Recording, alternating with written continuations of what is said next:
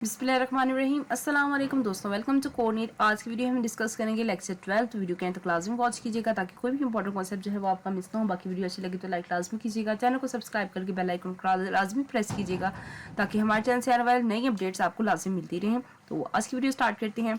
आज की वीडियो में हमने ये इंटरनेशनल सक्सेस स्टोरीज और क्वालिटी मैनेजमेंट को डिस्कस करना है। ये थीम एक्सप्लोर करता है कि कैसे कंट्रीज जैसे कि हमारे पास जापान होगी, जर्मनी होगी, साउथ कोरिया, ताइवान हो गया, सिंगापुर ने स्ट्रैटेजीज, प्लानिंग, इनोवेशंस और क्वालिटी मैनेजमेंट अडॉप्ट करके अपनी इकोनॉमी को ट्रांसफॉर्म किया। इसके साथ साथ टोटल क्वालिटी मैनेजमेंट जिसको हम TQM कहते हैं उसके प्रिंसिपल्स और उनकी एप्लीकेशन कंपनीज और SME में समझाया गया था। जैसे हम अपनी स्टडी शेड्यूल, असाइनमेंट्स और स्किल बिल्डिंग को सिस्टमैटिकली प्लान करके बेस्ट रिजल्ट अचीव करते हैं, वैसे ही नेशंस और कंपनीज अपनी अपनी ग्रोथ के लिए प्लानिंग और क्वालिटी मैनेजमेंट फॉलो करती हैं। पोस्ट वार इकोनॉमी मेरिकल्स में क्या होता है? सबसे पहले हमारे पास था जापान। तो जापान को हम कहते हैं the power of quality and kaizen. तो गवर्नमेंट इंडस्ट्री कोलैबोरेशन जिसमें हम MITI कहते हैं हम, ठीक है। इसने इंडस्ट्री पॉलिसी गाइड की और सेक्टर लाइक ऑटोमोबाइल्स हो गया जिसमें हमारे पास टोयोटा हो गया और इलेक्ट्रॉनिक्स हो गया जिसने सोनी हो गया उसको सपोर्ट किया। काइजान एंड लीन प्रोडक्शन में क्या हुआ? कॉन्टिन्यूस इंप्रूवमेंट और जो हमारे पास जिट है जिसको हम जस्ट इन टाइम कहते हैं उस सिस्टम से वेस्ट कम और एफिशिएंसी ज़्यादा ली। फिर है हमारे पास एक्सपोर्ट ओरिएंटेड ग्रोथ। इसमें हाई क्वालिटी एक्सपोर्ट जैसे कि टोयोटा हो गया, कार्स होगी, सोनी हो गया, इलेक्ट्रॉनिक्स हो गया, सोनी इलेक्ट्रॉनिक्स हो गया। उससे जापान 1980s तक हाईएस्ट लार्जर इकोनॉमी बन गया। कल्चरल वैल्यूज में देख लेते हैं क्या था। तो लाइफ टाइम एम्प्लॉयमेंट और ग्रुप हार्मनी जिसको हम WA कहते हैं, इसने लॉयल्टी और प्रोडक्टिविटी को इन्हेंस किया। अब यहाँ पे आपको पोस्ट वार इकोनॉमी मिरेकल्स में ये पूछ सकते हैं कि आपने कितने पॉइंट्स हैं उसमें, ठीक है। तो जापान में तकरीबन 4 पॉइंट्स थे, ठीक है। अब की लेसन क्या है? तो क्वालिटी, इनोवेटिव्स, एम्प्लॉयज इन्वॉल्वमेंट और से इंडस्ट्री डोमिनेंस अचीव किया जा सकता है। जैसे आप डेली रूटीन में अपनी मिस्टेक्स इंप्रूव करते हो और एफिशिएंसी बढ़ाते हो, जैसे काइजान, वैसे ही टोयोटा और सोनी ने कॉन्टिन्यूस इम्प्रूवमेंट अडॉप्ट की थी जिससे आज वो एक बड़ी ओहदे पर है। नेक्स्ट है हमारे पास जर्मनी जिसको हम कहते हैं engineering excellence and social marketing economy. तो सबसे पहले हमारे पास मार्शल प्लान 8 इंफ्रास्ट्रक्चर और इंडस्ट्रियल रिबिल्ड हुआ था जिसको हम कहते हैं ऑटोबहन। फिर हमारे पास आता है skilled workforce, vocational training plus apprentice, vocational training and apprenticeship. इसने हाईली स्किल्ड लेबर क्रिएट किया था। नेक्स्ट है हमारे पास मिडल स्टैंड SME, स्मॉल और मीडियम इंटरप्राइजेज इंजीनियरिंग और मशीनरी में ग्लोबल लीडर्स बनाए गए थे। Social market economy, capitalism plus social welfare से लेबर जो है वो पीस और प्रोडक्टिविटी इंश्योर हुई थी।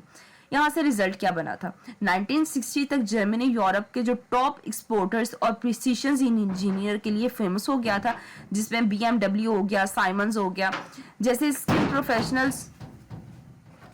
जैसे स्किल्स प्रोफेशनल घर के रिपेयर और मेंटेनेंस एफिशिएंसी करते हैं, वैसे ही जर्मनी को SME प्रिसीशंस और क्वालिटी डिलीवर करते हैं। साउथ कोरिया हो गया जिसको हम कहते हैं from poverty to tech giant, ठीक है। अब एक्सपोर्ट जो ओरिएंटेड इंडस्ट्रीज हैं उसमें क्या था? टेक्सटाइल से शिफ्ट करके सेमीकंडक्टर जिसमें सैमसंग और ऑटोमोबाइल जिसमें होंडाई आ गया, ठीक है, उसमें ग्रोथ ली थी।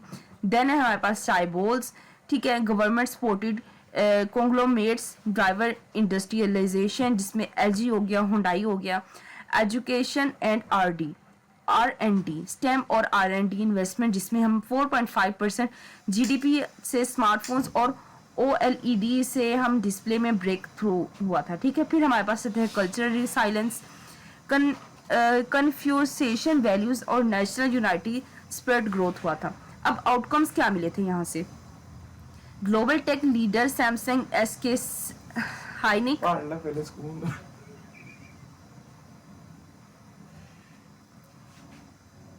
आउटकम्स क्या मिले थे यहाँ से? Global tech leader Samsung, SK Hynix and culture export K pop K drama, ठीक है, ये निकले थे यहाँ से। अब जैसे स्टूडेंट ग्रुप स्टडी और एडवांस रिसोर्सेज यूज़ करके टॉप स्कोर अचीव करते हैं, वैसे ही साउथ कोरिया ने एजुकेशन और R&D इन्वेस्ट करके ग्लोबल लीडरशिप अचीव कर ली थी। नेक्स्ट पढ़ते हैं हम ताइवान। ताइवान में क्या हुआ था, सेमीकंडक्टर सुप्रीमेसी में क्या हुआ था। तो सबसे पहले यहाँ पे इसके 3 पॉइंट्स हैं। पहला है export processing zone FDI attack की इलेक्ट्रॉनिक मैन्युफैक्चरिंग में। देन हमारे पास है सिंचो साइन पार्क, इसमें क्या होता है TSMC और टेक जाइंट नेचर क्या था इसमें। फिर हमारे पास है स्किल्ड वर्कफोर्स, इसमें क्या हुआ था इंजीनियरिंग एजुकेशन और डियास्पोरा टैलेंट ने इसको प्रमोट किया था। लेकिन जिससे क्या है इसमें ग्लोबल सेमीकंडक्टर मार्केट का 60% कंट्रोल किया था यहाँ पे। जैसे घर में स्मार्ट डिवाइसेस और इलेक्ट्रॉनिक का एफिशिएंट यूज होता है, वैसे ही ताइवान सेमीकंडक्टर में ग्लोबली डोमिनेंट है। लास्ट है हमारे पास सिंगापुर द स्मार्ट नेशन। अब पहला है हमारे पास pro business policies, low taxes, anti corruption, ease of doing business. Then हमारे पास स्ट्रैटेजिक पोर्ट, जिसमें हमारे पास है चांगाई एयरपोर्ट और busy transshipment port. Education and innovation, जिसमें हमारे पास है fintech, biotech, smart city planning. Result क्या निकला था यहाँ से, ग्लोबल फाइनेंशियल और जो टेक हब है वो हाई DP पर कैपिटा मिला था हमें। जैसे ऐप बेस्ड सिटी हो गया, सर्विसेज और स्मार्ट गैजेट कन्वीनियंस और एफिशिएंसी प्रोवाइड करते हैं। वैसे ही सिंगापुर ने स्ट्रैटेजीज, पॉलिसीज और इंफ्रास्ट्रक्चर अडॉप्ट की थी। जैसे ऊपर हमने पढ़ा था जस्ट इन टाइम, वैसे ही हमारे पास है टोटल क्वालिटी मैनेजमेंट, जिसको हम कहते हैं TQM। ठीक है, अब यहाँ पे एब्रीवेशंस बहुत ज़्यादा इंपॉर्टेंट है, क्योंकि MCQs में एब्रीवेशंस भी आएंगी, तो आपने एब्रीवेशंस को भी माइंड में लाजमी रखना है। ऊपर भी एब्रीवेशंस थी, ठीक है, आपने उन एब्रीवेशंस को भी लाजमी माइंड में रखना है। लास्ट चैप्टर में भी कुछ एब्रीवेशंस थी, वो सारी एब्रीवेशंस बहुत ज़्यादा इंपॉर्टेंट है, क्योंकि एक आध एब्रीवेशन लाजमी पेपर में आती होती है।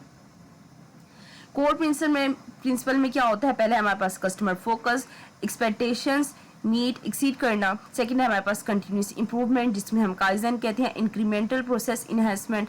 थर्ड है हमारे पास staff engage in quality innovatives हम कहते हैं।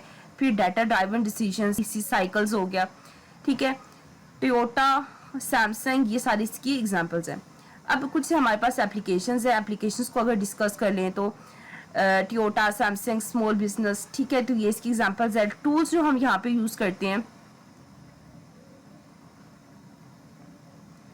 जिसमें हमारे पास है PD साइकिल्स, ठीक है, हमारे पास बेंचमार्किंग, क्वालिटी सर्कल, ठीक है। इसमें बेनिफिट क्या होते हैं, हायर कस्टमर सेटिस्फेक्शन, हमारे पास कॉस्ट जो होती है वो कम लगती है और कॉम्पिटिटिव एडवांटेजेस आते हैं यहाँ पे। हमारे पास की टेकअवेज हमारे पास है, पहला है नेशनल सक्सेस फैक्टर्स, जिसमें स्ट्रॉन्ग गवर्नमेंट इंडस्ट्री की कोलैबोरेशन होती है। इन्वेस्टमेंट जो होती है एजुकेशन में करते हैं हम, R&D इंफ्रास्ट्रक्चर अच्छा सा होता है। एक्सपोर्ट ओरिएंटेड पॉलिसीज और क्वालिटी का फोकस भी अच्छा होता है यहाँ पे, ठीक है। TQM in business, total quality management, यानी बिजनेस में टोटल क्वालिटी मैनेजमेंट क्या होता है, तो क्वालिटी कलेक्टिव रिस्पॉन्सिबल होती है। Continuous improvement long term successful drive करता है। इसके अलावा scalable from multinational to SMEs local bakeries को कहा जाता है। लेसन फॉर पाकिस्तान, अब पाकिस्तान के लिए क्या लेसन है, जर्मनी का जो वोकेशनल ट्रेनिंग और जो जापान का काइजन कल्चर को इवेल्युएट करता है। CPEC को लेवरेज करके एक्सपोर्ट लेड ग्रोथ अडॉप्ट करता है, जैसे कि साउथ कोरिया।